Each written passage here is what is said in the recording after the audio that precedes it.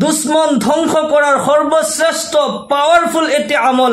আপনার দুশ্মনে যদি আপনাক বহুত কষ্ট দিয়ে, বহুত বেশি জ্বালা যন্ত্রণা দিয়ে, দুশ্মনের জ্বালা যন্ত্রণাত আপনার জীয়াই থকা কঠিন হয়ে যায়, তেনেকুৱা দুশ্মন দমন কৰাৰ বাবে, তেনেকুৱা দুশ্মন ধ্বংস করার বাবে আল্লাহ তাআলার এটি গুণবাচক, এটি সিফতি নাম মাত্র 5 বার আপনি এক উশাহত যদি পড়িব পারে, আপনার দুশ্মন চিৰকালৰ বাবে দমন হয়ে যাব। জীবনত কেতিয়াও দুশ্মনে আপনাৰ আগত কথা কোৱাৰ সাহস নাপায়। আল্লাহ ৰব্বুল আলামিন সেই দুশ্মনক চিৰকালৰ বাবে দমন কৰি দিব, জিন্দা লাশ হয়ে যাব। মোৰ প্ৰিয় দিনী ভাই বন্ধুসকল, মোৰ অতি শ্ৰদ্ধাৰ মা আৰু ভনীসকল, আল্লাহ তাআলাৰ এটি সিফতি নামৰ আমল আপুনি কেনেকৈ কৰিব, আমলৰ নিয়ম কি, কোন সময়ত আপুনি এই আমল কৰিলে আপোনাৰ দুশ্মন দমন হৈ যাব, গোটেইখিনি কথা আজি আলোচনা কৰিম। মোৰ প্ৰিয় দিনী ভাই বন্ধুসকল, দুশ্মন সকলোৰে থাকে, ভাল বেয়া সৰু ডাঙৰ সকলোৰে দুশ্মন হ'ব পাৰে। কেতিয়াবা দুশ্মন আমাৰ প্ৰকাশ্য দুশ্মন হয়, স্পষ্টভাৱে আমি দেখা পাওঁ, সেইবিলাক দুশ্মনৰ লগত আমি মোকাবিলা কৰিব পাৰোঁ। কিন্তু কেতিয়াবা আমাৰ দুশ্মন গোপনত থাকে, আমি তেওঁলোকৰ লগত মোকাবিলা কৰিবলৈ বহুত টান হৈ যায়। কেতিয়াবা আমাৰ দুশ্মন জানৰ দুশ্মন হৈ যায়। যদি সৰু সুৰা কোনো দুশ্মন হয়, সৰু সুৰা দুশ্মনৰ কাৰণে আপুনি এই আমল নকৰিলেও হ'ব। কিন্তু যিসকল ডাঙৰ দুশ্মন হয়, আপোনাৰ জানৰ দুশ্মন, যি দুশ্মনে আপোনাক জীয়াই থকা কঠিন কৰি দিয়ে, আপুনি ঘৰৰ পৰা ওলাব নোৱাৰে, তেনেকুৱা দুশ্মনৰ কাৰণে আপুনি এই আমল কৰিব। দুশ্মন ভাল ভাল মানুহৰো দুশ্মন হ'ব পাৰে। স্বয়ং আল্লাহৰ ৰসুল জনাবে মুহাম্মদুৰ ৰাসূলুল্লাহ সাল্লাল্লাহু আলাইহি ওয়াসাল্লামৰ দুশ্মন আছিল। এক ইহুদি মহিলাই নবী সাল্লাল্লাহু আলাইহি ওয়াসাল্লামক দাওয়াত কৰি জহৰ দিছিল, মাংসত জহৰ মিলাই নবী সাল্লাল্লাহু আলাইহি ওয়াসাল্লামক হত্যা কৰিব বিচাৰিছিল। নাউজুবিল্লাহ। কিন্তু ৰাখে আল্লাহ, মাৰে কোন? যিজনক আল্লাহ তাআলাই ৰাখিব তাক কোনেও মাৰিব নোৱাৰে, আৰু যাক আল্লাহ মাৰিব তাক কোনেও বচাব নোৱাৰে। নবী সাল্লাল্লাহু আলাইহি ওয়াসাল্লামক এটা চক্ৰান্ত কৰি কুফাৰসকলে কিছু চক্ৰান্ত কৰিছিল। যেতিয়া তেওঁলোক উহুদৰ যুদ্ধত পৰাজয় হয়, তেতিয়া কুফাৰসকল নবী সাল্লাল্লাহু আলাইহি ওয়াসাল্লামক হত্যা কৰাৰ ষড়যন্ত্ৰ কৰে। এগৰাকী ইহুদি মহিলাৰ ফটোৱাই নবী সাল্লাল্লাহু আলাইহি ওয়াসাল্লামক দাওয়াত কৰা হয়, আৰু ছাগলীৰ মাংসত তেওঁলোকে বিষ মিলাই দিয়ে। নবী সাল্লাল্লাহু আলাইহি ওয়াসাল্লাম এজন সাহাবাক লৈ যেতিয়া সেই ইহুদি মহিলাগৰাকীৰ ঘৰত দাওয়াত খাবলৈ গ'ল, তেতিয়া সাহাবাজনে মাংস মুখত দিলে, নবী সাল্লাল্লাহু আলাইহি ওয়াসাল্লামে মাংস মুখত দিছে। দাওয়াতটো নবী সাল্লাল্লাহু আলাইহি ওয়াসাল্লামে ইহুদিৰ দাওয়াতটো কবুল কৰিছিল। নবী সাল্লাল্লাহু আলাইহি ওয়াসাল্লাম মেহেৰবান হয়।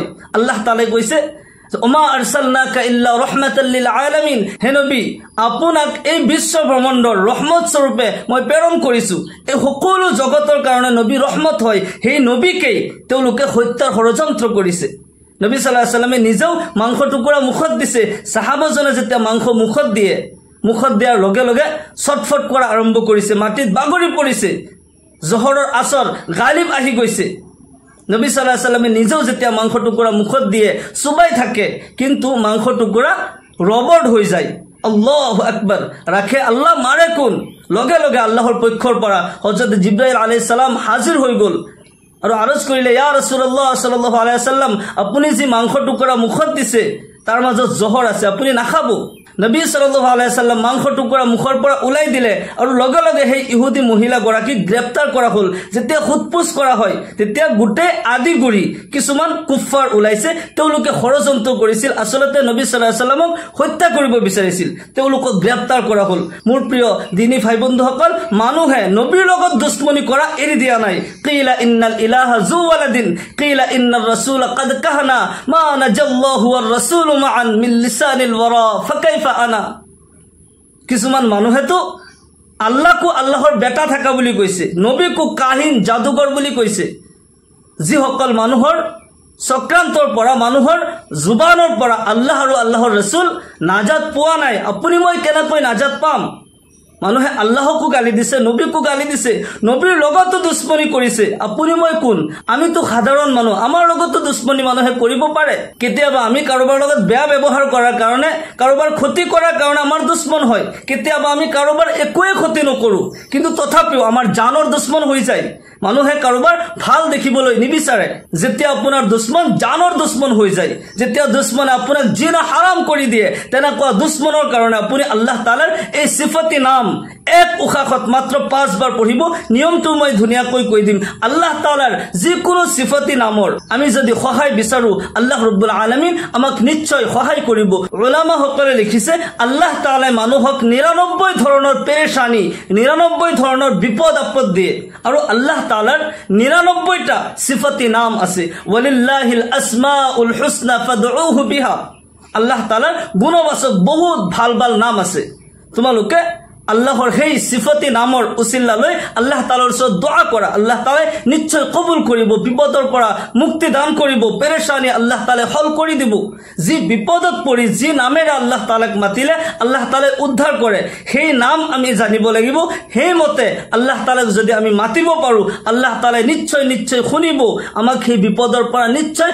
উদ্ধাৰ কৰিব আপুনি যেতিয়া কঠিন বিপদত পৰে আপুনি কোন আমল কৰিব লাগিব যেতিয়া দুশ্মনৰ জালত পৰে যেতিয়া দুশ্মন আপোনাৰ জানৰ দুশ্মন হৈ যায় আল্লাহ তাআলাৰ এটি সিফাতি নাম মই ধুনীয়াকৈ কৈ দিম আমলটো মই বুজাই দিম এই আমল আপুনি যিকোনো সময়ত কৰিব পাৰে কিন্তু 5 ওয়াক্ত নামাজ 5 ওয়াক্ত নামাজৰ পিছত আপুনি যিকোনো ওয়াক্তৰ পিছতে আপুনি এই আমল কৰিব পাৰে আপুনি ফজৰৰ পিছতো এই আমল কৰিব পাৰে জোহৰৰ পিছত নাইবা আসৰৰ পিছত মাগৰিবৰ পিছত বা ইশাৰৰ পিছত যিকোনো নামাজৰ পিছত যদি আপুনি এই আমলটি কৰে তেতিয়া বেছি ভাল হয় ইয়াৰ বাহিৰেও অন্য সময়তো আপুনি আমল কৰিব পাৰে বিশেষকৈ তাহাজ্জুদৰ সময়ত যদি আপুনি এই আমলটি কৰে বেছি ফায়দামূলক হয় আপুনি আমল কেনেকৈ কৰিব নিয়মটো মই ধুনীয়াকৈ বুজাই দি আছো আপোনাৰ যদি আপুনি নামাজ পঢ়িছে তেতিয়া নিশ্চয় আপোনাৰ ওযু আছে তেতিয়া নতুনকৈ ওযু কৰাৰ কোনো প্ৰয়োজন নাই যদি আপোনাৰ ওযু নাই তেন্তে আপুনি ধুনীয়াকৈ ওযু কৰিব ওযুৰ আৰম্ভণিত আপুনি বিসমিল্লাহ পঢ়িব বিসমিল্লাহিৰ ৰহমানিৰ ৰহিম কৈ আপুনি ওযু আৰম্ভ কৰিব প্ৰত্যেক অংগ 3 বাৰ কৈ ধুব ধুনীয়াকৈ সুন্নতি নিয়মত আপুনি ওযু কৰিব ওযু কৰাৰ পিছত আকাশৰ পিনে চাই কলিমা শাহাদাত পাঠ কৰিব আশহাদু আল্লা ইলাহা ইল্লাল্লাহু ওয়া আশহাদু আন্না মুহাম্মাদান আবদুহু ওয়া রাসূলুহু ওযুৰ পিছত কলিমা শাহাদাত পাঠ কৰিলে কিমান ফজিলত আপুনি শুনিলে আচৰিত হ'ব আল্লাহৰ নবী জনাব মুহাম্মদুৰ ৰাসূলুল্লাহ সাল্লাল্লাহু আলাইহি সাল্লাম ইৰশাদ কৰে যি সকলে ধুনীয়াকৈ ওযু কৰে ওযু কৰাৰ পিছত আকাশৰ পিনে চাই কলিমা শাহাদাত পাঠ কৰে আল্লাহ ৰাব্বুল আলামিন সেইজন বান্দাৰ কাৰণে জান্নাতৰ সকলো দৰজা খুলি দিয়ে সুবহানাল্লাহ তো জান্নাতৰ যি দৰজা দি ইচ্ছা কৰিলে আল্লাহৰ জান্নাতত প্ৰৱেশ কৰিব পাৰিব আল্লাহু আকবাৰ কিমান ডাঙৰ সওয়াব আপুনি যেতিয়াই ওযু কৰে ওযুৰ পিছত আকাশৰ পিনে চাই কলিমা শাহাদাত পঢ়িবলৈ নাপাহৰিব আপুনি ওযু কৰিলে আকাশৰ পিনে চাই কলিমা শাহাদাত পাঠ কৰিলে ইয়াৰ পিছত পুৰুষ কিংবা মহিলা নিৰ্জন ঠাইত যাই নামাজ পাৰিলে আপুনি বহি যাব